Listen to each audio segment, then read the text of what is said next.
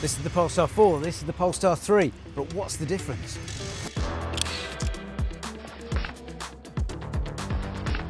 Could these be the cars that would turn even the most hardcore of petrol heads? Yes, no doubt about that. This car just puts a smile on your face. In terms of my favourite feature of the car, so within the car we have... When Select Car Leasing tasked us with uncovering everything there is to know about these brand new Polestars, we knew we needed a real expert. Enter the devilishly daring David Garrido, armed with a walkie-talkie, a long leash and a passion for Polestar like no other. Buckle up, this is going to be an intriguing ride. Why are we driving this today? Well, it's a special media day for Polestar. They've invited us to come and test out two of their new cars, the Polestar 3 and the Polestar 4. So it's a little bit like buses with Polestar. You wait for one and then two amazing vehicles come along at once.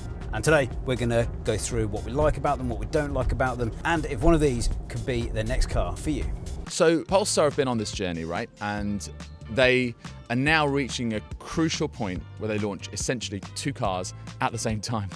And we're going into SUV territory. So the Polestar 3 is the SUV, but it's right here. It's sporty. It's got that lower curvature. And then you've got the SUV coupe, which is the Polestar 4. And this is the famous no rear window car. Because instead it's got... One of a kind. One of a kind. So instead it's got a stream from a roof-mounted rear-facing camera that feeds into a mirror, and actually you can make it a mirror or you can just make it that stream. And that stream is way better than your own vision via a mirror. I'm really intrigued to play with all these sort of things. In the 3, by the way, the incredible sound system I've been told about. I'm just really excited, and I've loaded up a proper cheesy tune for me to drive off in, because that's the kind of guy I am. What is it? Come on. It's Take On Me by Aha. Aha! Aha! I'm just like, why not? Come on, let's just go for it. Joy, we've got 3 hours in the car before we get to our sort of halfway house, and then we swap and we come back. And I think that's something that I'm just going to like experimenting with and just get my feel for it. The rolling British countryside was calling, so I hopped in the Polestar 4 and David in the Polestar 3 with a strong coffee, stirred, not shaken, to put these luxury SUVs to the test. The team at Polestar have organised a really good route which covers country roads, motorways, dual carriageways, so we can get a really good idea of what this car can do in various different scenarios. At the moment, we're in a traffic jam. If I'm going to be stuck in a traffic jam, this is the car I want to be in. It's so quiet. First things first, we're going to talk about one of the party tricks of this car, which is this guy, the mirror. So if you look in the back, there is no rear window in the back, so you can't see through it. But fear not, because they have clever cameras which is projecting what's behind me. So you've got a really good wide view of everything going on behind you. Interested to see what the Polestar 3 is like compared to this. Obviously the big difference between the two cars is about 10 grand. So is the car behind us, which David Garrido is driving at the moment, is that 10 grand better than this? Let's find out. We immediately ignored our sat-nav and went the wrong way, so pulled over to recalibrate, which gave us a chance to get David's first impressions of the Polestar 3, much to my surprise. First impressions? First impressions, Take On Me by Aha is the best tune to drive to when you're just trying to get used to a car and you want to test out the Dolby Atmos. If you've got a better driving tune than Take On Me by Aha, drop us a comment below. Yeah, put it in the comments. In terms of the car, the drive, I mean, just getting used to it. But what I noticed is that just little very subtle things that pop up, whether it is to do with just reminding you of the speed limit or, the amount of lasers and sensors and cameras, all the rest of it that are, on you. And I can imagine actually for safety, that's just so important. I think what I like about it, and it's the same with all of them, is that it's not too busy. It's not too many, bells and whistles and things that make noises and distract you. That's the whole point. You're driving a car. Like, you shouldn't be fiddling with it too much. But actually, it's very clear in how it's all set out. No complaints so far. All good. After our brief pause in proceedings to ensure we were on the right track, we hit the road again. How's it going, Agent Garrido? Going well, mate. Going well. Enjoying the ride. What can I say? There are worse ways to spend your Thursday afternoon. Can't take my eyes off your calipers. Oh. Rick, I've got to ask you. Come on, be honest with me. Be honest with your audience. Have you got a bit of a caliper fetish? I have. I'm happy to admit it. I've had a bit of counselling, some therapy. I'm getting to terms with it. I'm coming to grips. Good, mate. I'm glad that you're seeking help. Acknowledging the problem is halfway to solving it. Well done. Well done. Thanks, mate. Garrido, this is Bullemir. What are your first impressions of the Polestar 3? Well, Agent Bullemir, do you know what? I think the first thing that strikes me is how relaxed I feel in this car. and that it's very responsive. And I can set that, I can tailor it, but right now already it's just sort of sensing me and how I drive, and it's sort of adapting to that too, so it's sort of a two-way thing. But yeah, I'm loving these extra little bits of pace and power that I wasn't expecting, and also just the comfort level. I am sat nice and back in my seat, the notion of space, the feeling of spaciousness. Yeah, I'm enjoying all of it. It's remarkable. It's a really, really lovely drive. And it looks good from here. I've always loved the look of the Polestar too. I think it's very distinctive in terms of the rear lights. It's a little bit more modest on the Polestar 3, but still looks good. What does this car look from behind in your rear view mirror? Yeah, do you know what? I keep going, is that really an SUV? I mean, I'm sure you're sat in it, I'm sure it is. But it just looks nice and cool and sporty. But like the design language is still very clear, right? You know, I think it's a very, set statement of, what Polestar are all about. And also, I think that's what I like about, the Polestar. It's so recognisable in its look, in its feel. How does my ass look, Rick? Have you been working out? Because it's buns of steel so far. It does look great though, and you've got sort of quite muscular haunches, a bit like the Polestar 2. But I'm liking those little vents on the either side. You've got that kind of contrasting plastic on the bottom compared to the paintwork, and you've also got that nice sloped rear, which does give it a sporty feel and just, very, very recognisable as a Polestar. Yeah, I'd say that's bang on. You make a really good point about the contrast. I think that it really adds to that sort of appearance, that crisp look, the definition. I think that playing with those sorts of things really helps define the look. And remember, this is something that evolved. It's evolved from, my goodness, a long time ago, the 1, the 2, the updated 2 with Smart Zone, the 3, and the one you're driving, the 4, and then obviously we go on to the future. But I like that. It just shows confidence in, what Polestar is meant to be and stand for and look like. And yeah, it's constantly evolving. The speed on this as well, it's effortless. It just, you know that you've got that instant power as soon as you put your foot down. I haven't even set this on performance mode yet, and I already get that. I have to say, it's like this little adrenaline rush. It's like you can feel it through your body as you accelerate away. And because it's a more powerful car, you have it just, multiplied. You surprised me because the way that you've been flooring it off the lights, it definitely looked like you were in performance mode, but that's just in standard, is it? I've got things to do. I've got people to see, Rick. Right, well, I think it's time for a bit of performance. Oh, yes. God, that acceleration is just lovely. It's smooth acceleration, but it doesn't like put your head back like some electric cars can. Only thing I'm struggling to get to grips with a little bit is the indicators. I do find that I'm having to override them somewhat. Yeah, they're quite sensitive here on the 3, and sometimes sort of end up flicking them on and off when I'm not realising that I'm doing that. And also because windscreen wipers and the indicators on the same little handle, I ended up with the windscreen wipers on for about 3 minutes, not knowing how to switch them off. So yeah, all part of the journey of getting to know a new car. Final question from me before I let you concentrate on driving. The gear lever is now on the right-hand side rather than down on the centre console. Is that the same in your car? Yes, it's on the right-hand side of the steering wheel. It's a little bit like, a gear shifter in, like, say, a Formula 1 car, like behind the steering wheel. It's definitely my preference having it on the right there. It just makes manoeuvring really easy, whereas when it's down here on the left, and I know it looks great, and I love the gear select in the Polestar 2. I just prefer it up on the right-hand side. What about you? Yeah, I don't know. I quite like it the way it is on the 2, but I think I could get used to this. It's much more subtle. It's sort of hidden away. I think you're right with the manoeuvring and things like that. Fair enough. Good summary. Thanks, David. Over and out. Over and out. Agent Bullimir. Bye-bye. Bye-bye. That's not very fighter pilot-esque. On hand for some expert support during our mission was the head of product at Polestar, who gave us the inside scoop on both cars. Right, now, Henry, what is the key thing we need to know about the new Polestar 4? So with Polestar 4, we have tried to reinvent the concept of the SUV coupe and to really maximise what we can do within those proportions. You'll notice the incredible sloping roofline, but what we've done to make sure that the rear headroom is maximised, we've moved the rear header rail, which would usually sit around here in a traditional SUV coupe. We've moved that backwards, and what that does is it allows much more headroom in the rear, so with headroom similar to a kind of traditional SUV, but with those SUV coupe-like proportions. Kim Palmer, you're about 7 foot tall. Can we get you in the back of this car? The nice thing about Polestar 4 is you've got reclining seats. So, you know, it's real airline type feeling back here. And then you've got this glass roof that goes all the way back, and you get loads of light. And, you know, when you're, I mean, imagine driving through the mountains and seeing all the trees, and it's just wonderful. It's a nice place to be.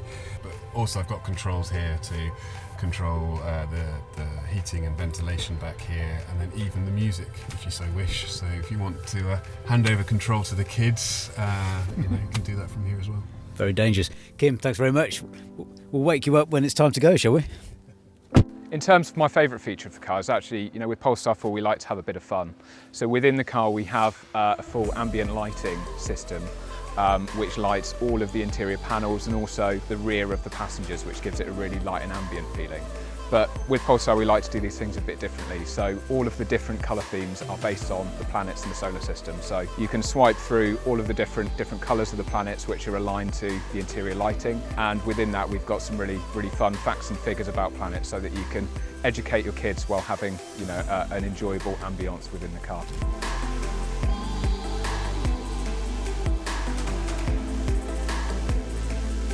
We call Polestar 3 the SUV for the electric age. And I think compared to Polestar 4, you'll note that the proportions of the car are more akin to a traditional SUV. But that said, we still have kind of gone a slightly different way in that factor. But what we've done is lowered the roof height quite significantly. And that gives it a low kind of coupe-like stance, and also gives us significant benefits in terms of aerodynamics, so supports a really long range. Has that compromised head height for tall people sat in the back at all? No, not at all. Similar to Polestar 4, we've moved that rear header rail backwards, so you've got full kind of rear headroom and a panoramic roof which extends behind the rear passenger's head as well. So not only does it have a lot of space, it feels really light and airy, both in the back and the front. Talking about airy, I'm presuming this is for better airflow to maximise your range. Absolutely. So our front aero wing, as we like to call it, at the front, that allows air to pass more freely over the car. So that improves the drag coefficient versus having a kind of more bluff front. However, the higher nose with the wing does give it that SUV-like stance on the road. And it's got a monster range as well. Tell us a little bit about that. It does up to 403 miles on a WLTP cycle, the single motor. So really no compromises in terms of how far you can go between charges. I think what we find, you know, most customers that have been driving an EV for a while, they want to stop for a break before they've gone anywhere near 400 miles. So, you know, with charging times under 30 minutes from 10 to 80%, you know, by the time you've got a coffee, had a comfort break, you're ready to go again, and so's the car. I think you guys have got a really good balance of sporty, sleek, and stylish as well. Talk us through this, and look at these calipers. Oh. Yes, so our Swedish gold calipers is a nod to our Swedish heritage. They're 4-piston Brembo brakes, so plenty of stopping power for the incredible performance that you already mentioned. In terms of the design of the side of the car, again you see the lower claddings which really kind of give it that SUV proportions, coupled with the large wheels, performance orientated 21-inch wheels that we've got here on this car. The brakes are phenomenal. I suppose they need to be, because they are quite heavy electric cars, or heavier than their ICE counterparts. Yes, we do have a lot of stopping power, and as you say, with a performance vehicle like this, you do need powerful brakes. That said, we find most people in normal driving don't actually use them. They use the regenerative system, which really maximises range. You'll find that is charging up the battery as you drive to make sure that we maximise and achieve those good range numbers. You're over 6 foot, I'm imagining, so let's see what it's 6'1" like in the back here. For space. Ooh, it's nice. Plenty of space for me back here. Looks comfy. And as I said, really good headroom here, so I'd say at least 6 inches above my head, so we'll be comfortable for people even taller than I am. So a 7-footer, no problem. How was it for leg space there? Yeah, really good, perfectly comfortable, and you can also plenty of room to get your feet under the seat in front, even with the seat in a low position. So and acres of room back here. Because there's no drive axle there, it means you've got a completely flat floor across the front, so anyone sat in the middle as well, especially on a long road trip, are going to be laughing.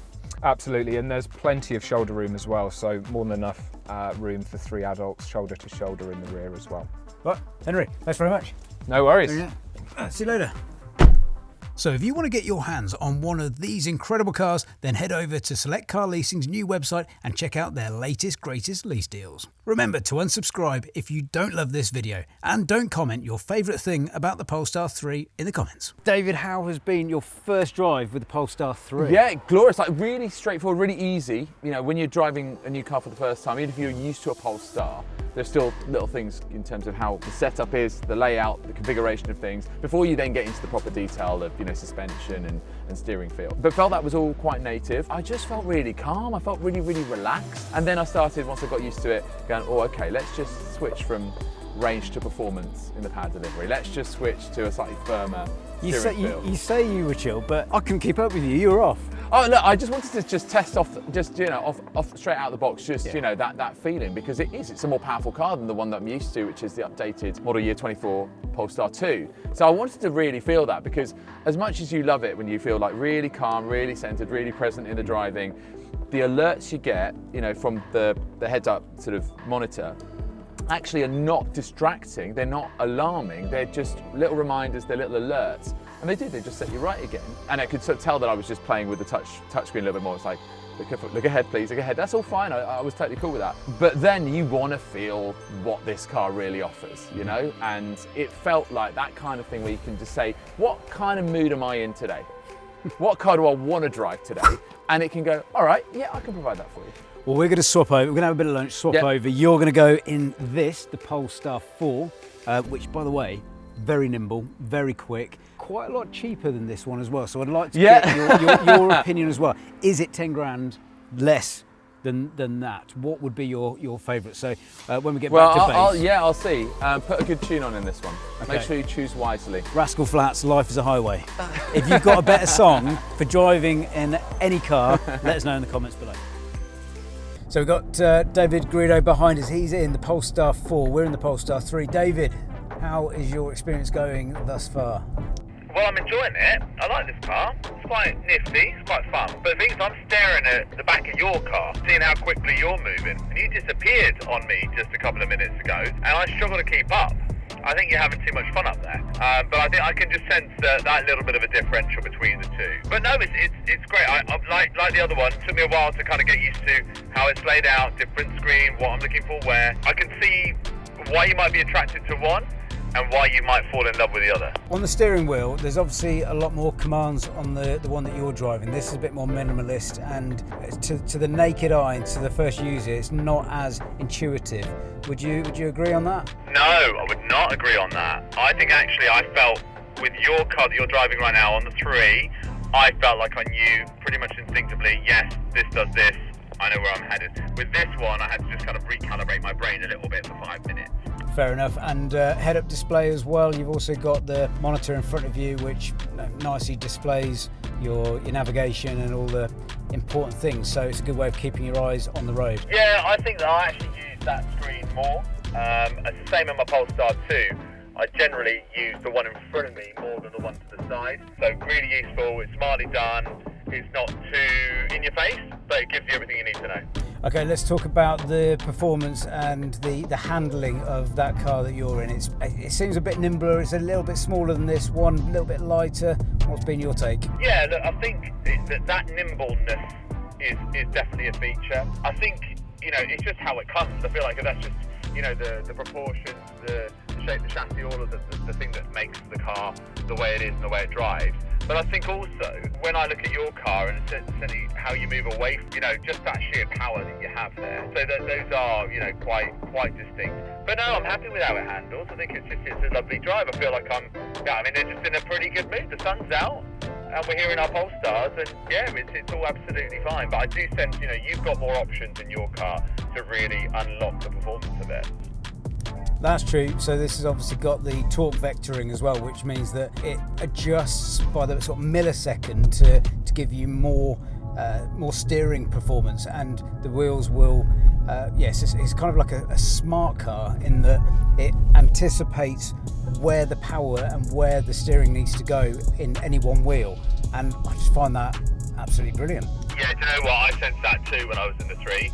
I felt like it was anticipating me.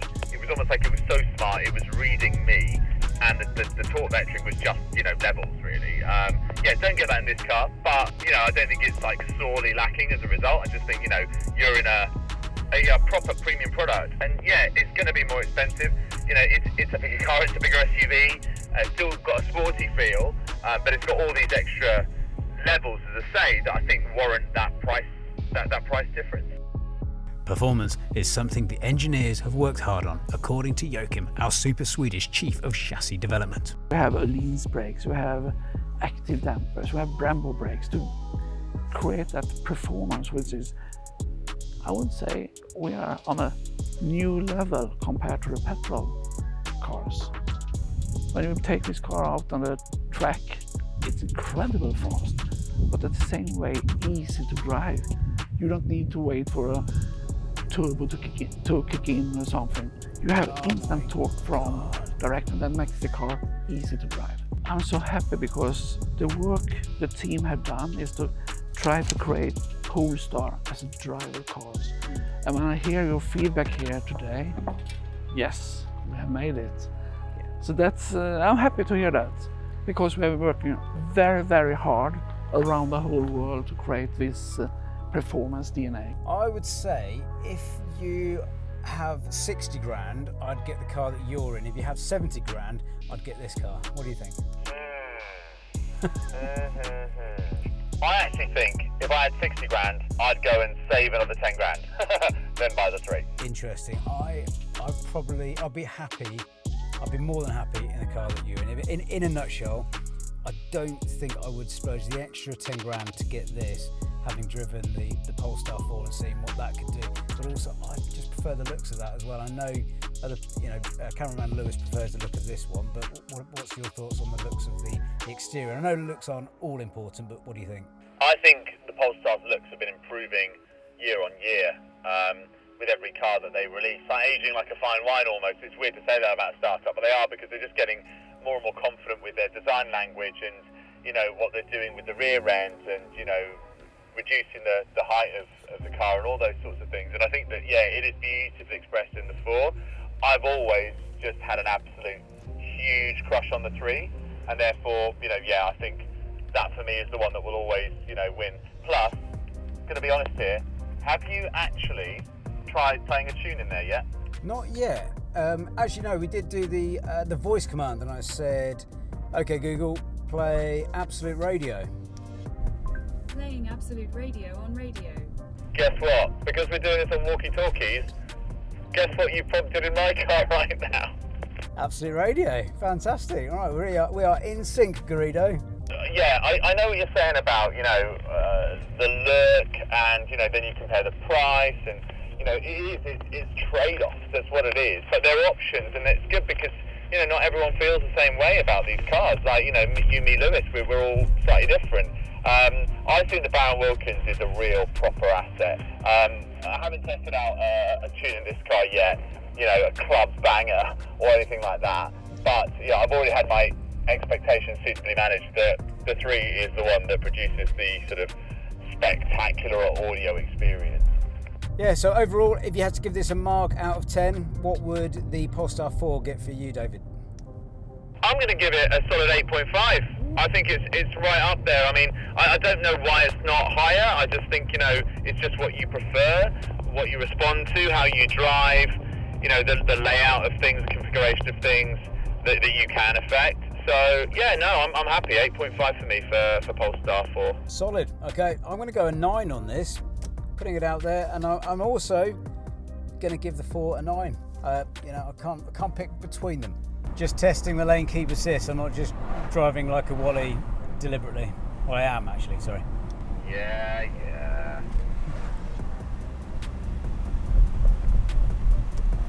Ooh, pretty good, and then it gave up.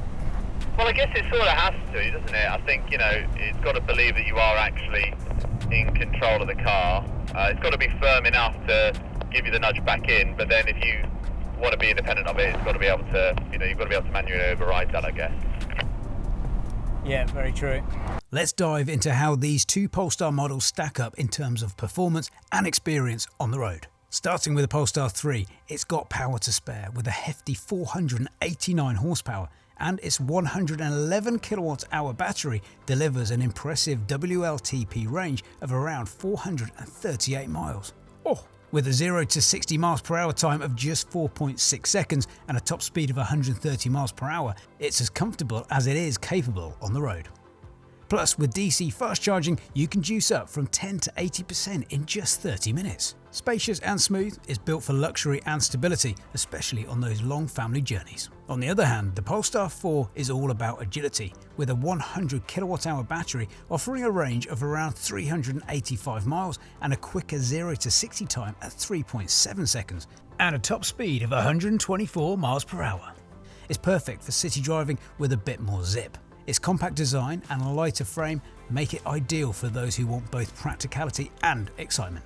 Charging from 10 to 80% takes just 28 minutes. When it comes to driving experience, both the Polestar 3 and the Polestar 4 tick all the right boxes on luxury travel and electric performance. Looking at price, the Polestar 3 is on the higher end, targeting buyers who want maximum luxury and room in their EV. The Polestar 4, though slightly more affordable, doesn't skimp on tech or style.